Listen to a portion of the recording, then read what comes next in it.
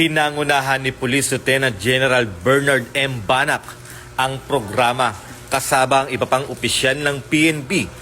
Layunin ng exhibit na ipakita ang mahigit isang siglong kasaysayan at ambag ng PNP Band sa larangan ng musika at serbisyo publiko. Nagkaroon din ng ceremonial opening, presentation of plaques at exhibit walkthrough na sinundan ng espesyal na pagtatanghal ng PNP Band. Ayon sa PNP, bahagi ito ng pagpapanatili ng kanilang kultura, tradisyon at makasaysayang pamana para sa susunod na henerasyon. Mula dito sa tanggapan ng tagapag-ugnay ng Pambansang Pulisya, ako ang inyong Police News Network Correspondent, Patrolman Lubimir Julian. Bagong PNP para sa bagong Pilipinas, serbisyong mabilis, tapat at nararamdaman.